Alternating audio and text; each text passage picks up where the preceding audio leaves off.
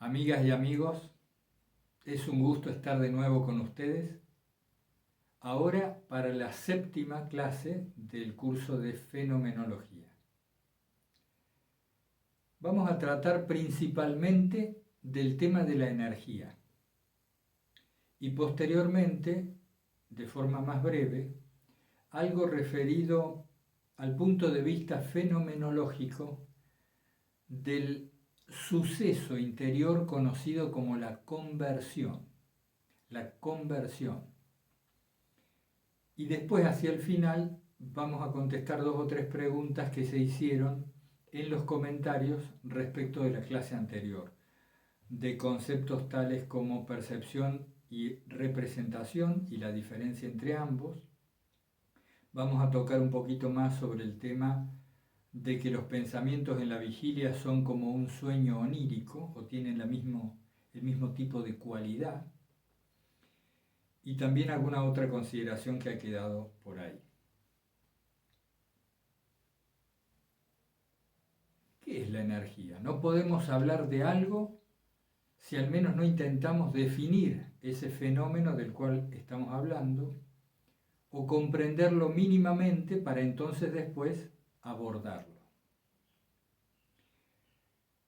Nosotros todos sabemos a qué se hace referencia cuando se habla de la energía. Todos lo entendemos. Podemos sintetizar un poco este concepto diciendo que energía es aquello invisible o, corrijamos, aquello por lo general invisible que anima todo movimiento.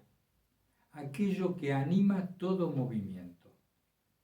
Entonces nosotros vemos que se enciende un televisor y decimos que es por la energía que está produciendo ese fenómeno visual allí. Aunque no entendamos mucho de cómo funciona el televisor, cómo es que vienen las ondas y las imágenes a través del aire, aunque no sepamos eso, todos coincidimos en que es necesaria un tipo de energía, en este caso la eléctrica, para que se dé aquel fenómeno. Si empieza a levantarse viento y finalmente ocurre una tormenta, también entendemos que hay una energía, en este caso eólica, la del viento, una diferencia de presión entre sistemas climatológicos y la temperatura que produce ese fluido de aire en un sentido o en otro, pero coincidimos también que hubo allí una manifestación energética para que se hiciera posible la tormenta, el viento.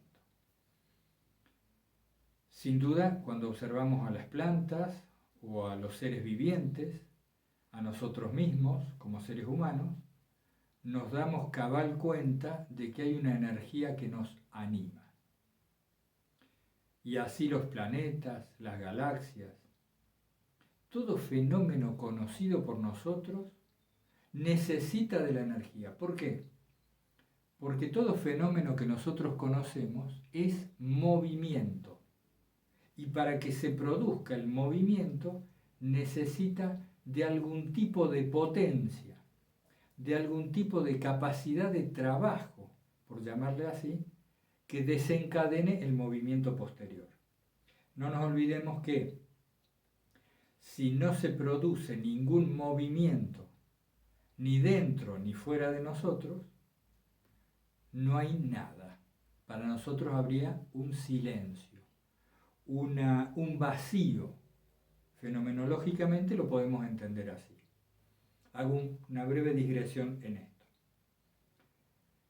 Tengamos en cuenta que cualquier forma, cualquier figura que nosotros percibimos o representamos, se da en un fondo. Este fondo tiene que ser inmóvil en relación al suceso, al fenómeno del cual estamos tratando.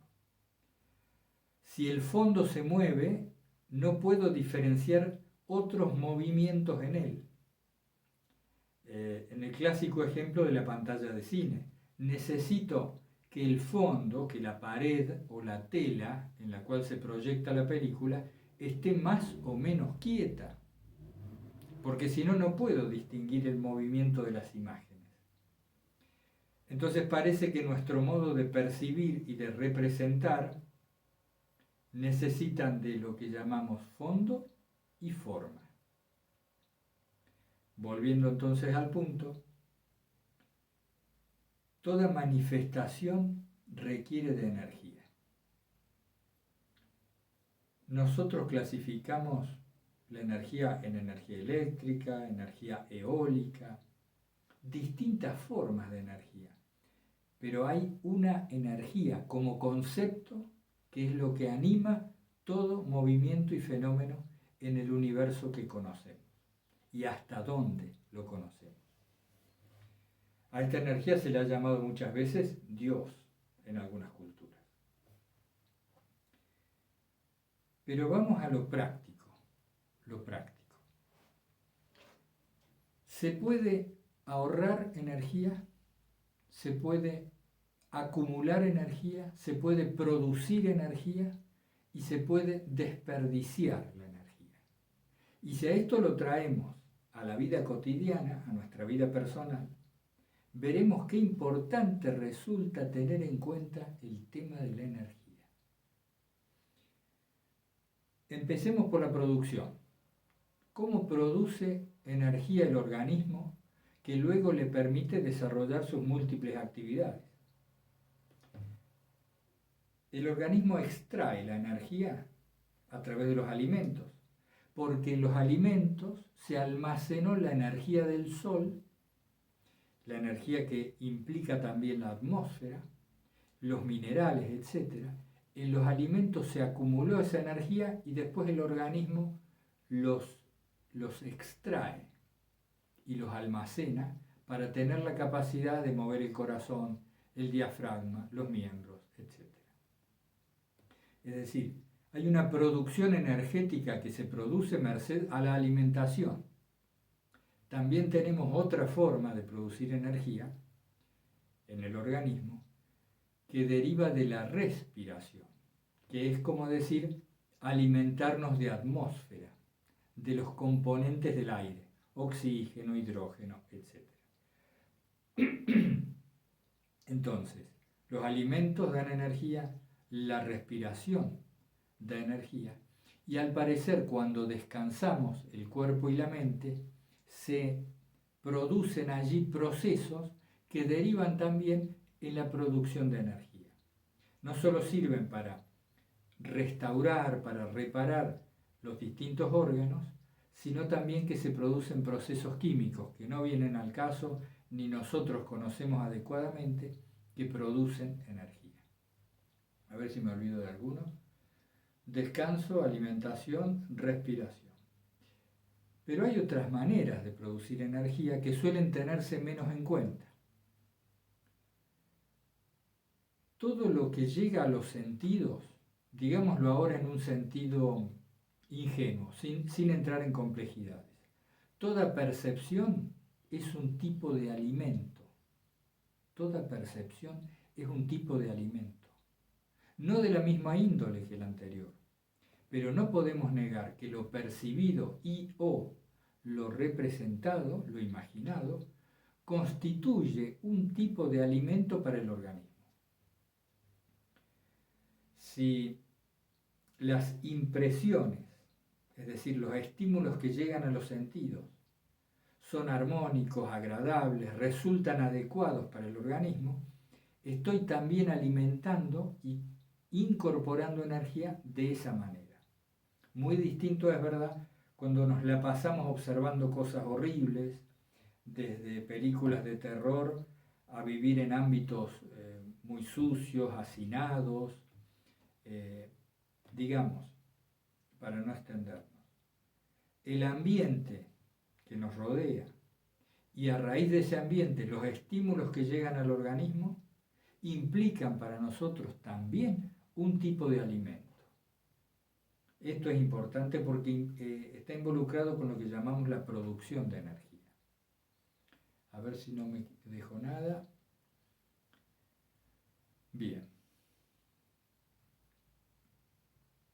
Nosotros empezamos el día, empezamos la jornada con un determinado caudal de energía. Cada actividad produce un gasto de energía. En principio, a eso vamos con lo que vamos a exponer. En principio, toda actividad implica un gasto de energía, así como con una pila, mientras más usa uno el dispositivo, la batería del móvil, después de unas cuantas horas se descarga y es necesario recargar. Parece que con el organismo, con el cuerpo y la mente, pasa lo mismo. Pero a diferencia de un móvil, de un celular,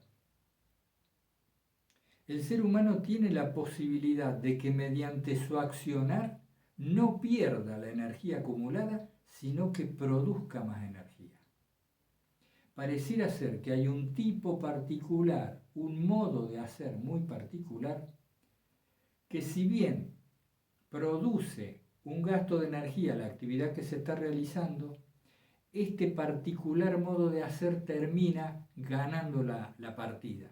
Es decir, si hago las cosas de cierto modo, termino con más energía que antes de hacerla. Si hago las cosas de cierto modo, termino con más energía que antes de desplegar esa actividad. También puede decirse, bueno, pero hay un tipo de energía física, predominantemente física, y un tipo de energía predominantemente psíquica. Sí, es cierto, lo podemos dividir así. Y cuando hay cierta actitud y cierto emplazamiento en mi actuar, la energía que crece y se acumula es más psíquica que física. Es cierto, luego de varias horas o de mucho trabajo, el cuerpo físico, por llamarle así, va a sentir una pérdida de energía, pero podría irse al descanso muy cargado del otro tipo de energía, de la energía psicológica. No digamos ahora si se involucra la parte espiritual o no, quedémonos bien en fenomenología del psiquismo.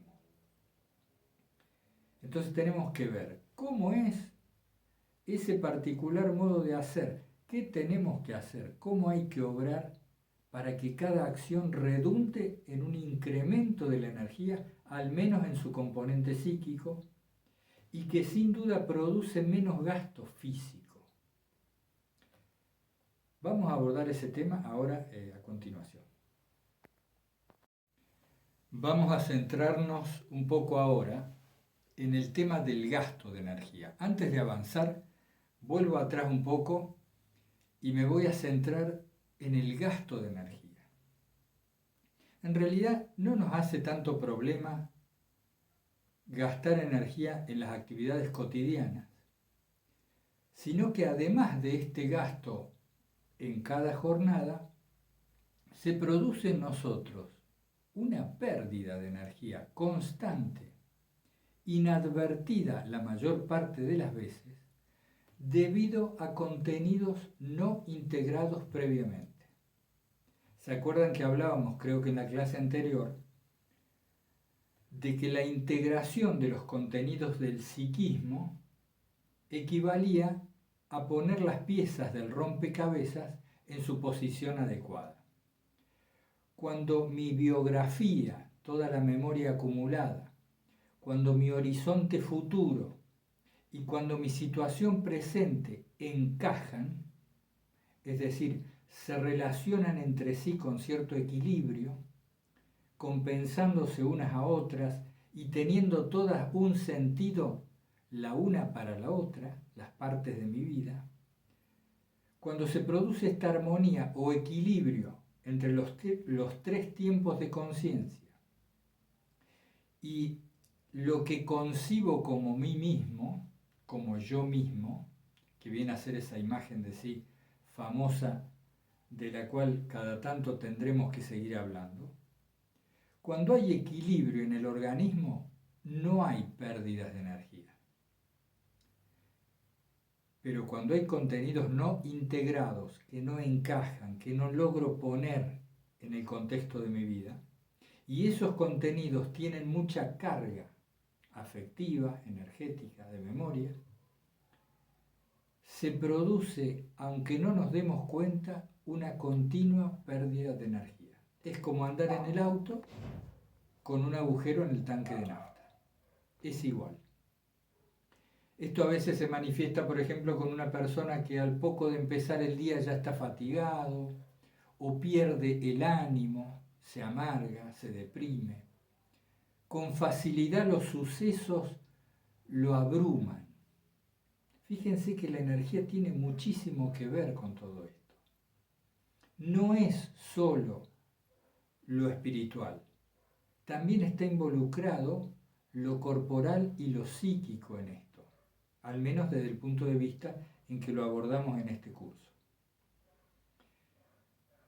Entonces, hay que revisar cuáles son los principales contenidos no integrados de nuestra vida y reparar ese desequilibrio, integrarlo, sumarlo al caudal de experiencia y en cierto sentido positivizarlos, es decir, cambiar el signo de ese hecho. ¿Cómo se cambia el signo de un hecho que hasta ahora es negativo? Dotándolo de significado, o mejor dicho, descubriendo el significado que ya tiene el suceso, pero que no me doy cuenta. Para ser más claro o ejemplificador, las personas que han sufrido graves traumas, ¿no? Una violación, una situación de abuso, que han participado en guerras, que han perdido seres queridos, por ejemplo un hijo, pero no solo que lo han perdido, sino que además en qué situación, ¿no?, traumática les ha ocurrido el suceso, van a ver que tienen siempre esta pérdida de energía. Por eso cuentan estas personas que luego de ir a un grupo, luego de expresarse, luego de ir a terapia, etc., sienten una recuperación de las fuerzas, ¿no?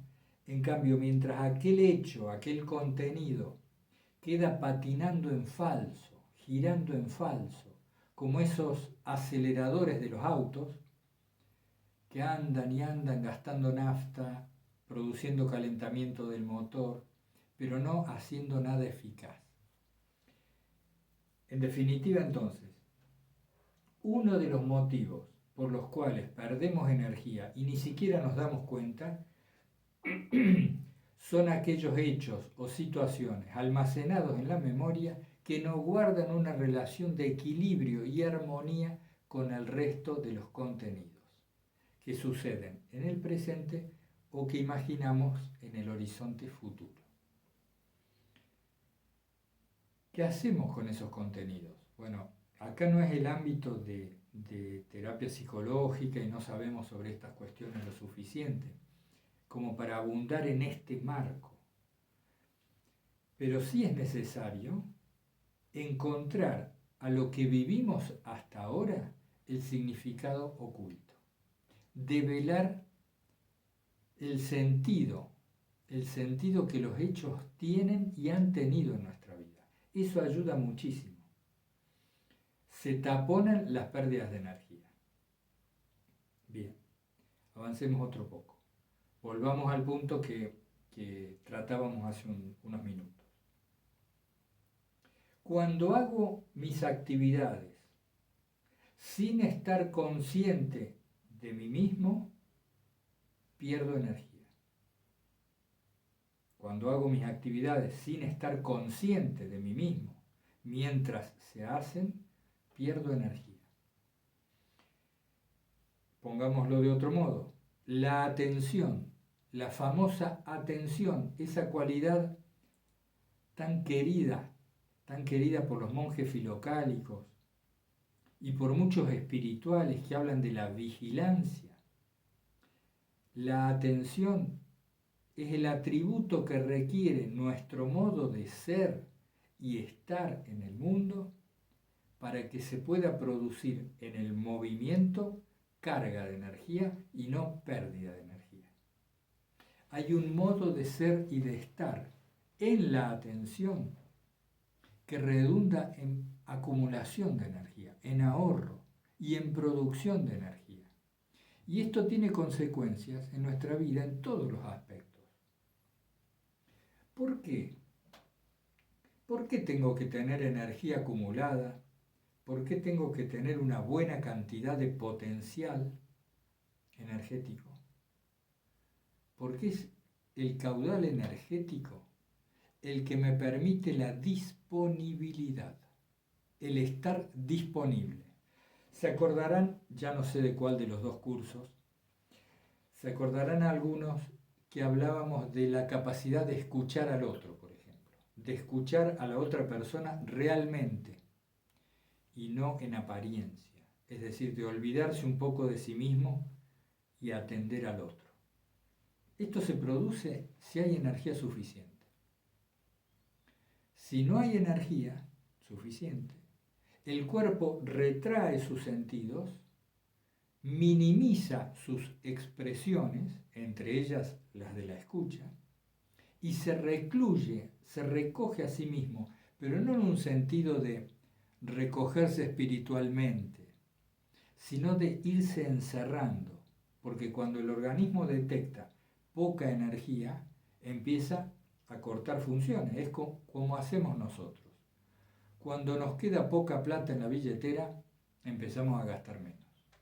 O si en el banco, en la cuenta del banco no hay dinero, empezamos a restringir todo lo no esencial para quedarnos con lo necesario para la vida. El cuerpo hace igual. Tener energía nos permite estar disponibles. Tener energía nos permite además procesar mejor las vivencias que van ocurriendo. Y muchas veces las crisis espirituales, a veces no son tan espirituales, sino son energéticas. Un problema energético, automatismos que se desencadenan, que nosotros no sabemos por qué, de un día para el otro nos hemos puesto mal, se nos cayeron los objetivos, perdemos la fuerza, hasta la fe nos parece ausente. Y lo que días atrás era una meta luminosa, un objetivo, un propósito de vida, ahora parece deslucido, desvaído, sin carga. ¿Por qué? Porque no hay energía.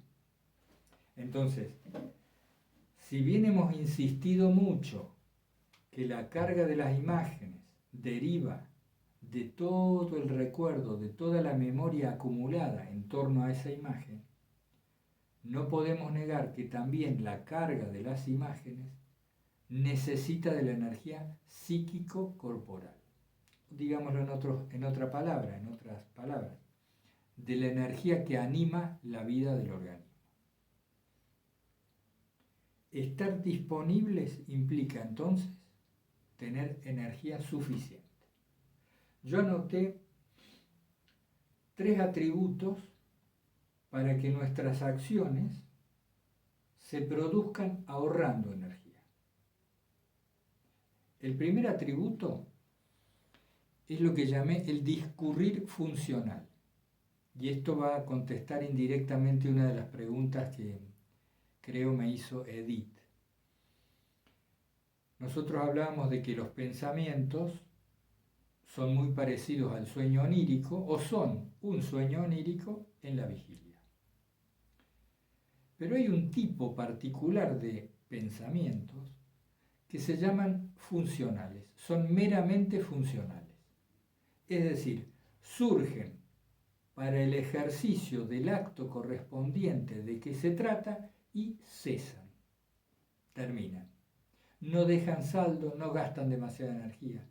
Los pensamientos funcionales son ese discurrir que nosotros vamos viendo, vamos escuchando, mientras se producen diferentes actividades. Y los pensamientos funcionales son muy eficaces, diferentes a los pensamientos deliberativos o que surgen de un mar de dudas, que son precisamente ese soñar despiertos, ese divague continuo, esa distracción permanente. El pensamiento funcional no es un problema. El problema es cuando atendemos al otro discurrir, a esa digestión constante de los contenidos del psiquismo, del pasado, del presente, de lo que imagina futuro, etc. Entonces, para ahorrar energía, deben estar manifestándose los pensamientos funcionales y no el otro tipo de pensamientos. Llamémoslos deliberativos, divagatorios. Pero ¿y cómo hace uno? ¿Cómo hace uno si está actuando para que solo existan o aparezcan pensamientos funcionales?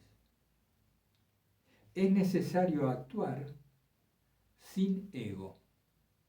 Así lo dicen varios de estos estudiosos que yo les mencionaba en la bibliografía. Digámoslo con otras palabras, es necesario actuar sin esa permanente contracción que implica el sentirme un individuo separado de Dios, separado del mundo, separado de los demás. Actuar sin esa imagen de mí mismo que se interpone entre yo y todo lo demás. También le llaman una acción espontánea, una acción libre, suelta, que permite el fluir del propósito que anima a ese organismo.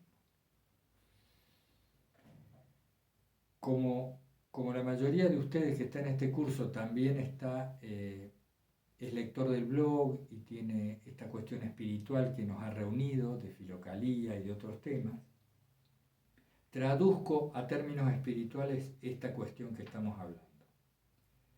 Para ahorrar energía es necesario dejarse ser instrumento del plan mayor que nos abarca o de la voluntad de Dios. Dejarse ser instrumentos, sentirse herramienta y no el hacedor responsable único de la acción. Bien, ese es otro aspecto para ahorrar energía, esa especie de ausencia del ego. La anterior, que les había dicho, es que no haya pensamientos de deliberación o duda, o mejor dicho, que no los atendamos. Entonces, la atención es la cualidad requerida para que cualquier acción que estoy realizando me permita cargar energía o al menos no perder demasiada. Continuamos. Bien, difícil no extenderse con este tema de la energía. Tiene muchas consideraciones y podemos seguirlo tratando más adelante, en otra de las clases. Si tengo que hacer una síntesis, digo, la atención, como ese estar consciente de mí mismo mientras las actividades se van realizando, ese estar presente y no divagando mientras hago lo que hago, esa capacidad de permanecer aquí y ahora es uno de los factores que más permiten acumular energía, producir energía, ahorrar energía. La coherencia de vida, cuando me alineo con el modelo de conducta que rige mis valores internos, mis valores morales, cuando estoy en perfecta consonancia con ese modelo de conducta, o al menos me acerco mucho a ese equilibrio, a esa convergencia, se produce un gran incremento de la energía. No hay nada que dé más energía que la coherencia. ¿Por qué algunos santos o algunas personas espirituales a lo largo de la historia humana han soportado tantos infortunios, hasta el martirio, las ofensas, las afrentas, el escarnio, el exilio, la soledad, condiciones carcelarias terribles? Lo soportaban porque mientras vivían eso, ellos eran coherentes con su fe o con sus valores, con su moral personal, lo que fuera. Desde el punto de vista de la fenomenología, el acuerdo de la conducta con el modelo de conducta, esto es, la coherencia, es clave en el ahorro, producción y acumulación de energía. Me planteaba también la hermana Edith que si esto regía también, aunque el modelo de conducta fuera negativo. Por ejemplo, puede haber alguien, como de hecho a veces nos enteramos en las noticias, hay gente que admira a Hitler o a Stalin. Y sí, desde el punto de vista del psiquismo humano, el modelo de conducta opera y actúa igual. Se verifica este mecanismo según una lógica inflexible que tiene la mente. Para el ámbito fenomenológico da lo mismo, e insisto, para el ámbito fenomenológico, da lo mismo el signo del modelo de conducta, porque actúa del mismo modo. Y es por eso que vemos a fanáticos, a gente violenta, asesinos y demás, que están sintiéndose perfectamente con ellos mismos. Y uno dice, pero ¿cómo puede actuar así? Y es debido a este alineamiento entre mi vida y el modelo de conducta. Es un factor importantísimo. Esto da también identidad. Por ejemplo, días atrás salió acá una noticia en este país de unos jóvenes que estaban haciendo un robo y bueno, fueron descubiertos, entonces huían haciendo algún destrozo y cantaban: nosotros somos chorros, nosotros somos los pibes chorros, que aquí en el lenguaje lunfardo significa somos los ladrones, ¿no? Pero ellos, gente muy joven, de 15, 16 años, ellos manifestaban una fuerte identidad con su linaje de robo, con su familia que tiene toda una historia en su abuelo y en su padre de vivir del robo. Entonces, no estamos juzgando para nada a esta pobre gente que a lo mejor ha sido llevada a esa situación por las circunstancias familiares, de crianza, etc. No es el ámbito nuestro ese, juzgar aquí a nadie, pero sí decir cómo la identidad puede operar en signo positivo y negativo indistintamente. Entonces, el alineamiento con el modelo de conducta, esto es lo que llamamos coherencia, produce una gran cantidad de energía. Y quiero agregar algo más, que es lo siguiente. Cuando la coherencia se sostiene en el tiempo, cuando la coherencia se hace un hábito, esto produce como si fuera una conexión con otra fuente de energía. Ya vamos a tocarlo en otra exposición. Describen que si la coherencia se hace una segunda naturaleza, realmente un hábito, una costumbre, se produce una gran conexión que se siente como una fuente de energía exterior al organismo y que permite hacer cosas que antes no imaginábamos posibles para nuestro estándar de energía. Por eso vuelvo también, ¿no?, al ejemplo de los santos y los mártires, que a lo mejor caminaban durante días sin dormir o hacían proezas. Y también cuando nuestras acciones son requeridas de una manera muy especial y respondemos con este alineamiento, con esta coherencia. Bueno, no me quiero extender porque se va a hacer muy larga la clase y hay otros temas todavía para tratar. Pero yo creo que ya tienen una impresión, una idea de lo importante que es el tema energético para el resto de los fenómenos del organismo y también para la vida espiritual. No son opuestos el tema energético y el tema de la vida espiritual o del crecimiento espiritual. Así que ser conscientes de nosotros mismos mientras se realizan las acciones, es decir, permanecer atentos al momento actual, al presente, todo lo que podamos va a redundar en un gran crecimiento de nuestro caudal energético. Si además taponamos las pérdidas que tenemos de energía constantemente por hechos no integrados del pasado, habremos ganado muchísimo. Seguiremos con este tema y cualquier comentario, aporte o consulta me la hacen llegar. ¿Qué nos queda? Vamos al tema de la conversión brevemente. Se llama conversión en el ámbito de la fenomenología a un cambio súbito y total del sistema de creencias que orientaba a esa persona hasta el momento.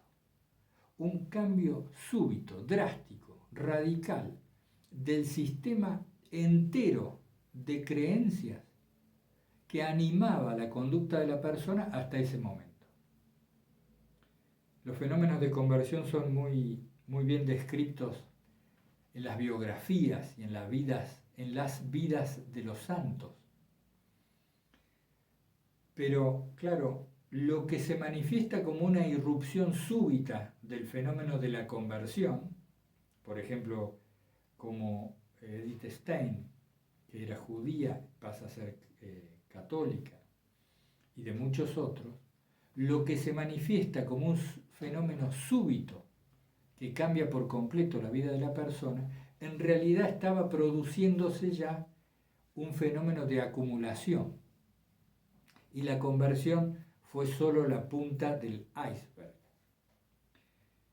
Esta acumulación es un desplazamiento progresivo de las cargas psicológicas hasta que se encuentra una imagen colectora muy potente.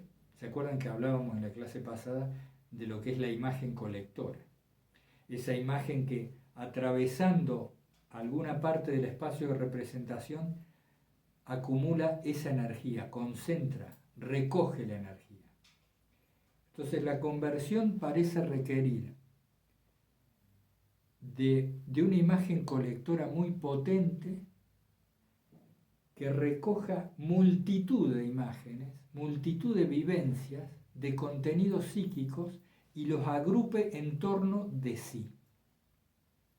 Entonces la persona en un momento dice: Cristo es mi Salvador y a partir de ahora me voy a comportar conforme a su enseñanza. Y esto no queda en un decir o en un más o menos intento de coherencia, como pasa con todos nosotros, sino que de repente, al otro día, la persona es totalmente distinta y los conocidos manifiestan con sorpresa y asombro este gran cambio, esta gran transformación que se ha producido. Es la famosa metanoia en el lenguaje griego y filocálico. La conversión requiere de una acumulación. Es como si fuéramos, y volvemos al tema de la energía, como si fuéramos juntando, acumulando. Volvamos al ejemplo del dinero. Voy reuniendo billete tras billete, voy haciendo mi pequeño ahorro, no se nota. Y un buen día, me compro la casa. Una casa, de repente, no, se fue acumulando en una dirección, en una sola dirección. Y esa acumulación invertida a lo largo del tiempo produce finalmente la ruptura, ¿no? Se rompe el muro, se rompe el dique y pasa todo el caudal de energía. Este fenómeno de la conversión nos importa mucho a quienes estamos aquí. Nos importa mucho porque la conversión, una vez producida, no requiere de esfuerzo. No hay que sostener a quien se ha convertido, no hay que sostenerlo en la fe. Él es la fe, él se sostiene por sí mismo. Hay algo que lo informa desde dentro y lo hace conducirse en esa dirección. Así que la clase que viene vamos a seguir con esto de la conversión y profundizando en alguno de estos temas. ¿Han podido hacer los ejercicios? ¿Alguien los ha hecho? Algún comentario me ha llegado, no demasiados. Que hablábamos de estar atento a algún dolor o sensación desagradable y efectuar la prueba de si puedo convertirme en sujeto que observa el objeto que vendría a ser el dolor. Ese ejercicio yo se lo recomendaba mucho. Y también el otro que recordaré al final. Me decía Edith, lo de los modelos negativos ya lo hemos respondido, lo de los tipos de pensamiento funcionales y discursivos o divagatorios. Y esto de los modelos de conducta me quedó por mencionar. La mecánica del modelo de conducta, orientadora de la acción, esa mecánica, ese automatismo, prescinde del signo del modelo, como lo dijimos recién. El ejemplo que me quedaba por darles era, por ejemplo, el del cuchillo, un cuchillo. Yo puedo usarlo para cortar las verduras y cocinar, o puedo usar el cuchillo para lastimar a alguien. Entonces, esta mecánica del modelo de conductas es igual. Uno lo puede usar para bien o para mal, pero es un automatismo que existe en el psiquismo humano, es ineludible. La imagen ideal nos va succionando, nos va atrayendo, va concentrando cargas en sí y después detona, actúa, modifica comportamiento.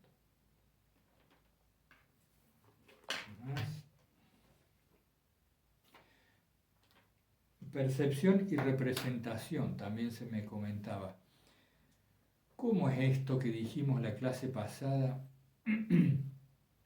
de que percepción y representación parecieran ser, cuando se las atiende bien, lo mismo? ¿Cómo es que son lo mismo? Nosotros percibimos a través de los sentidos lo que llamamos mundo, que está más allá de la piel. Partamos de ahí. Pero ese percibir es una llegada a los sentidos de estimulaciones de diferente matiz, de diferente cariz, que los sentidos y el psiquismo organizan de determinada manera. Lo que finalmente se constituye en nosotros en la representación que llamamos el árbol, lo que finalmente queda en nosotros como la imagen, el árbol, es lo que resulta de haber organizado mediante los sentidos y mediante el psiquismo una serie de estímulos que no son un árbol, son una serie de luces y sombras. Lo que ustedes entienden ahora a través de mis palabras en el idioma español es fruto de esta organización, de esta estructuración.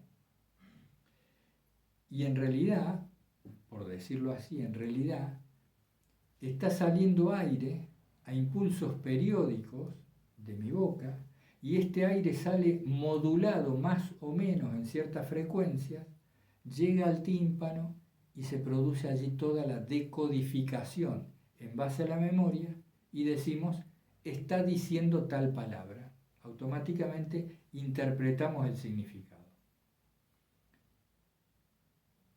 Los sentidos captan la realidad por franjas. El ojo no percibe todos los fenómenos que existen lumínicos, percibe dentro de una franja su rango de acción. Si nosotros usamos un telescopio o un microscopio o una cámara que puede ver los rayos gamma, los ultravioleta, etc., se amplía la gama que podemos observar con nuestros ojos, merced a estas prótesis, a estos aparatos que ponemos delante de los sentidos para ampliar su rango, su franja de percepción. Todos sabemos también lo que es que existen sonidos que no escuchamos, pero que sí escuchan nuestras mascotas, por ejemplo. Sonidos que están por debajo o por encima del umbral de percepción. Ya lo tratamos un poco en una de las clases iniciales. Entonces, los sentidos tienen su franja, reciben un estímulo y lo procesan de acuerdo a su rango, a su capacidad de procesamiento. Además, interviene el psiquismo, procesando este material, esta información, de acuerdo a lo que ya hemos hablado repetidamente, de acuerdo a la memoria personal, al bagaje cultural, al propósito que se está viviendo en ese momento y un largo etcétera. Entonces, cuando decíamos que percepción y representación son lo mismo, quizá debiéramos decir representamos, no percibimos. Nuestro percibir es un representar, por todo esto que estamos comentando. Dime luego, Edith, si te queda más claro o si podemos abundar, no hay ningún problema con esto. Yo trato un poco de cada tema para que tengamos como la serie de elementos necesarios para avanzar sin profundizar demasiado en cada uno y también para evitar que se cansen demasiado. Bien, para terminar, amigas y amigos, ¿se acuerdan que les había sugerido hacer un ejercicio que consistía en atender cómo se producía una serie de conductas simples solo para que pudiéramos investigar todos los elementos que concurrían y producían esta acción? Yo les decía, por ejemplo, salir a hacer una compra y volver. Desde que se produjo la decisión de ir a hacer la compra hasta el regreso y guardar los alimentos, los objetos comprados, qué factores estaban influyendo que nos permitían darnos cuenta de que al final de cuentas era medio automático todo esto que se estaba produciendo y que no parecía haber allí algún tipo de acción voluntaria realmente. Como si muchas de las actividades que realizamos en nuestro día a día no fueran en realidad ejecutadas merced a nuestra voluntad, sino que fueran más bien un suceder. Esto puede producir espanto o gran rechazo al escuchar esta afirmación, porque si nosotros no hacemos lo que hacemos, ¿quién es el que lo está haciendo y qué queda para nosotros de la vida? Ese tipo de pensamientos son los que suelen aparecer cuando se empiezan a abordar estos temas dentro del contexto fenomenológico. Pero como ya dijimos en alguna otra clase, si nosotros no nos atrevemos a ver lo que podemos llamar la verdad que podemos conocer, es decir, si nos negamos a observar imparcialmente o lo más imparcialmente posible los fenómenos que acontecen en nosotros, vamos a andar siempre con una divergencia seria entre la conducta que pretendemos y la conducta que efectivamente sucede. Porque nuestra libertad quizá no esté en ese tipo de acciones que hasta ahora considerábamos libres o fruto de la voluntad, sino que la posibilidad de la libertad aparezca en otro tipo de posicionamiento, en otro tipo de comportamiento. Entonces yo les invito, no sé cuántos han llegado a ver el video de la clase anterior, hasta ahora muy poquitos me han comentado de estos ejercicios, los invito nuevamente a hacerlos y de ese modo podremos repasar y afincarnos en el conocimiento de estos fenómenos. Si no, es difícil avanzar. Estamos preparando, Mariano va a preparar unos gráficos de esta clase y vamos a hacer una síntesis. Ya les conté que estamos transcribiendo, gracias a la ayuda de Lorenzo, también ayudó Lourdes, Mariano, estamos transcribiendo a texto el contenido de las clases. Porque es cierto que a muchos les resulta mucho mejor leer que escuchar una clase. Entonces, con esos textos en mano, vamos a hacer además una síntesis de todo lo visto hasta ahora, antes de avanzar. Hay que hacer una buena síntesis y vamos a ver si la podemos hacer por escrito para que la reciban. Yo les sugiero repasar los puntos que no les hayan quedado claros, que vayan sin apuro y que comenten mucho o consulten mucho cualquier duda que les quede. Yo reconozco que en poquitos vídeos los he llenado de ciertos materiales, de cierta información que a lo mejor no es a la que ustedes están acostumbrados. Pero si tienen el interés suficiente, pronto podemos avanzar realmente en cambios prácticos, como dijimos en el escrito que precede a estos videos, para poder deconstruir, desarmar los automatismos que nos provocan tanto sufrimiento y que nos hacen sentir que hacemos el mal que no queremos hacer y no hacemos el bien que sí queremos hacer. Esto es posible, podemos hacerlo juntos, al menos hasta donde Dios lo permita. ¿Y por qué se introduce la palabra Dios también en el ámbito de la fenomenología? Porque sin duda que Dios es un fenómeno en nuestro psiquismo, aunque en este ámbito aparece como la gran imagen colectora, o puede aparecer como mero concepto, dependiendo de quién se trate. Bueno, amigas y amigos, nos encontramos la próxima semana y estamos a disposición de ustedes para cualquier cosa. Hasta pronto.